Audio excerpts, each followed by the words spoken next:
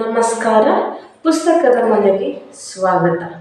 ಭಾರತ ಅಂತ ಹೇಳಿದರೆ ಅದು ಹಲವಾರು ರಾಜ್ಯಗಳನ್ನು ಒಳಗೊಂಡಿರುವಂತಹ ಒಂದು ಪ್ರದೇಶ. ನಮ್ಮ ಭಾರತದಲ್ಲಿರುವಂತಹ ಪ್ರತಿಯೊಂದು ರಾಜ್ಯಗಳು ಕೂಡ ತನ್ನದೇ ಆಗಿರುವಂತಹ ಒಂದೊಂದು ನೃತ್ಯ ಪ್ರಕಾರಗಳನ್ನು ಒಳಗೊಂಡಿದೆ.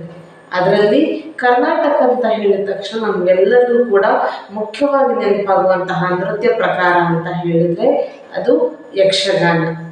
ಯಕ್ಷಗಾನ ನಮ್ಮ ಕರ್ನಾಟಕದಲ್ಲಿ ಸಾಕಷ್ಟು ಜನ ಶತಮಾನಗಳಿಂದಲೂ ಕೂಡ ರೂಢಿಸ್ಕೊಂಡು ಬಂದಿದ್ದಾರೆ. ಅದರಲ್ಲಿ ಇವತ್ತು ನಾನು ಒಬ್ಬ ಮುಖ್ಯವಾಗಿರುವಂತಹ ವ್ಯಕ್ತಿಯ ಬಗ್ಗೆ ಒಂದಷ್ಟು ನಿಮ್ಮೊಂದಿಗೆ ಮಾಹಿತಿಯನ್ನು ಹಂಚಿಕೊಳ್ಳುವಂತಹ ಒಂದು ಪ್ರಯತ್ನವನ್ನು ಮಾಡ್ತಾ ಇದ್ದೇನೆ. ಇವತ್ತು ನಾನು ನಿಮ್ಮೊಂದಿಗೆ ಮಾಹಿತಿಯನ್ನು ಹಂಚಿಕೊಳ್ಳಲಿಕ್ಕೆ ಹೊರಟಿರುವಂಥದ್ದು ಚಿಟ್ಟಾಣಿ ರಾಮಚಂದ್ರ ಹೆಗಡೆಯವರು. ಇವರು ಜನಿಸಿದ್ದು 1933ನೇ ಇಸ್ವಿಯ ಜನವರಿ 1ನೇ ತಾರೀಕು.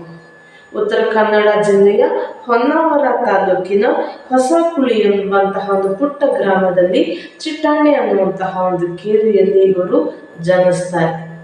ಅವರಿಗೆ ಬಹಳ ಸಣ್ಣ ವಯಸ್ಸಿನಿಂದಲೂ ಕೂಡ ಈ ಒಂದು ಯಕ್ಷಗಾನದ ಕ್ಷೇತ್ರದಲ್ಲಿ ಸಾಕಷ್ಟು ಆಸಕ್ತಿಯನ್ನು ಅವರು ಇಟ್ಕೊಂಡಿರ್ತಾರೆ. 2ನೇ ತರಗತಿಯನ್ನು ಓದ್ತಾ ಇರುವಂತಹ ಒಂದು ಸಂದರ್ಭದಲ್ಲಿಯೇ ಅವರಿಗೆ ಯಕ್ಷಗಾನ ತನ್ನ ಕಡೆಗೆ ಅವರನ್ನ ಸೆಳ್ಕೊಳ್ಳುತ್ತೆ.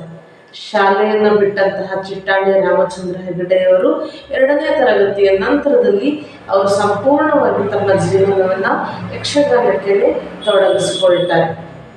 ಅದಾದ ನಂತರದಲ್ಲಿ ಸಾಕಷ್ಟು ಪಾತ್ರಗಳನ್ನು 14ನೇ ವಯಸ್ಸಿಗೆ ಬರುವಷ್ಟೊತ್ತಿಗೆ ನಿರ್ವಹಿಸುವಂತಹ ಒಂದು ದೊಡ್ಡ ಮಟ್ಟದ ಕಲೆಯನ್ನು ಅವರು ಬೆಳೆಸ್ಕೊಳ್ತಾರೆ. ಅಂದರೆ 14ನೇ ವಯಸ್ಸಿನ ಹೊತ್ತಿಗಾಗಲೇ ಯಕ್ಷಗಾನದಲ್ಲಿ ಸಾಕಷ್ಟು ದೊಡ್ಡ ದೊಡ್ಡ ಪಾತ್ರಗಳನ್ನು ಅವರು ಅದಾದಮೇಲೆ ನಿರ್ವಹಿಸುವಂತಹ ಒಂದು ಕೆಲಸವನ್ನು ಕೂಡ ಮಾಡಿರ್ತಾರೆ. ಅದಾದ ನಂತರದಲ್ಲಿ ಕೌರವ, ಭಸ್ಮಾಸುರ, ಕರ್ಣ, ಕಂಸ, ಮಾಗಧ, ಘಟೋತ್ಕಚ ಹೀಗೆ ಹಲವಾರು ಪಾತ್ರಗಳನ್ನು ನಿರ್ವಹಿಸೋದ್ರಲ್ಲಿ ಚಿಟ್ಟಾಣಿ ರಾಮಚಂದ್ರ ಹೆಗಡೆಯವರು ಯಶಸ್ವಿಯಾಗ್ತಾರೆ. ಇವರು ಇಷ್ಟೆಲ್ಲ ಸಾಧನೆಗಳನ್ನು ಮಾಡಿದರೂ ಕೂಡ ಅವರ ಕುಟುಂಬ ಅನ್ನುವಂಥದ್ದು 84 ಜನರನ್ನು ಹೊಂದಿರುವಂತಹ ಅವಿಭಕ್ತವಾದಂತಹ ಒಂದು ಕುಟುಂಬ ಅಂತ ಹೇಳಬಹುದು. ಅದರ ಜೊತೆಯಲ್ಲಿ ಈ ಅವರ ಯಕ್ಷಗಾನ ಕ್ಷೇತ್ರಕ್ಕೆ ಸಾಕಷ್ಟು ಪ್ರಶಸ್ತಿಗಳು ಕೂಡ ಅವರನ್ನು ಅರಸಿಕೊಂಡು ಬಂದಿದ್ದಾರೆ. ಅದರಲ್ಲಿ ಪದ್ಮಶ್ರೀ ಪ್ರಶಸ್ತಿ, ರಾಜ್ಯೋತ್ಸವ ಪ್ರಶಸ್ತಿ, ಶಿವರಾಮ ಕಾರಂತ ಪ್ರಶಸ್ತಿ, ಜನಪದ ಶ್ರೀ, ಕೆರೆಮನೆ ಶಿವರಾಮ ಹೆಗಡೆ ಪ್ರಶಸ್ತಿ ಹೀಗೆ ಹಲವಾರು ಪ್ರಶಸ್ತಿಗಳು ಅವರಿಗೆ ಸಂದಿದ್ದಾರೆ ಅಂತ ಹೇಳಿದರೆ ತಪ್ಪಾಗೋದಿಲ್ಲ.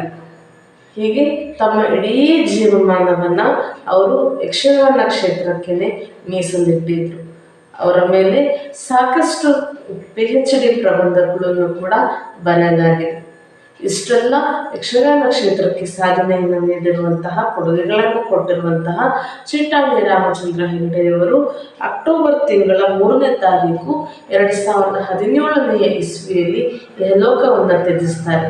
ಇದಿಷ್ಟು ಚಿಟ್ಟಾಣಿ ರಾಮಚಂದ್ರ ಹೆಗಡೆ ಅವರ ಕುರಿತಾಗಿ ಒಂದಿಷ್ಟು ಸಂಕ್ಷಿಪ್ತವಾಗಿರುವಂತಹ ಮಾಹಿತಿ.